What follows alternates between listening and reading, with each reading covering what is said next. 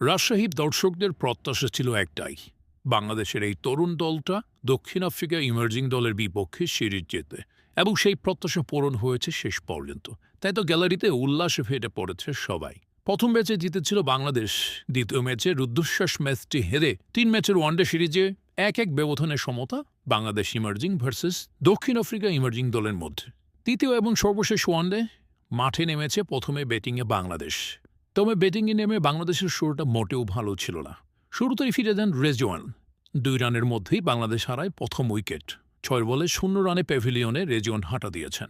এরপর রবিনকে নিয়ে দারুণ শুরু করেন রাফসান, তবে সেটাও সুখকর হয়নি। 20 বলে 19 রান করে রাফসান ফিরলে বাংলাদেশ হারায় দ্বিতীয় উইকেট। আরিফুল উইকেটে আসলেন, তবে তিনিও ইনিংসটা বড় করতে পারলেন না।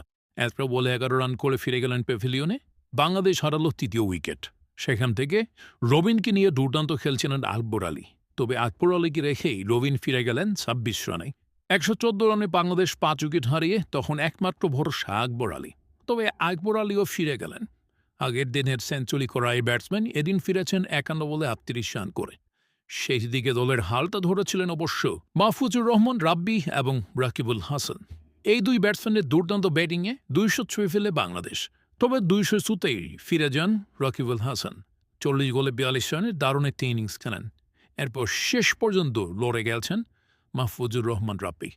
নিজের দুর্দান্ত 50ও তুলে নিয়েছেন এই ব্যাটসম্যান। বাংলাদেশকে এনে দিয়েছেন লড়ুক একটি সংগ্রহ। 225 রানে অল আউট হয়ে যায় বাংলাদেশ। 58 রানে থেমে যায় রাব্বির ইনিংস। আর 226 রানের জবাবে ব্যাটিং করতে নামলে শুরুতেই দক্ষিণ আফ্রিকার দ্বারাই প্রথম আঘাত হানেন রাকিবুল হাসান। 10 রানে দক্ষিণ আফ্রিকা হারায় তাদের প্রথম উইকেট। এরপর দ্বিতীয় উইকেট শিকার করেন মাহফুজুর রহমান রাব্বি। 21 রানে দক্ষিণ আফ্রিকা হারায় তাদের দ্বিতীয় উইকেট। শুধু এখানেই থেমে থাকেননি বাংলাদেশ। 16তম ওভারের প্রথম বলেই রাকিবুল হাসান নিজের দ্বিতীয় উইকেট তুলে নেন।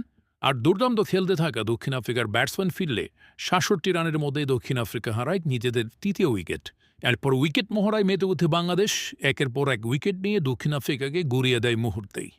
তাতে মাত্র 87 রানের মধ্যেই দক্ষিণ আফ্রিকা হারিয়ে ফেলে 5 উইকেট, এবং শেষ পর্যন্ত বাংলাদেশের দুর্দান্ত জয়। বাংলাদেশের দুর্দান্ত বোলিং রাজশাহী দর্শকরা উল্লাসে ফিরে পড়েছে, কেননা তাদের প্রত্যাশা পূরণ করেছে অধিনায়ক আকবর আলী।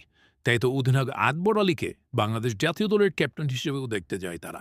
তবে যাই বলুন, বাংলাদেশের এই ইমার্জিং দলটি দক্ষিণ আফ্রিকা ইমার্জিং দলের বিপক্ষে দারুণ পারফরমেন্স করেছে এবং ঘরের মাঠে রাজশাহী দর্শকদের মনের প্রত্যাশা পূরণ করেছে।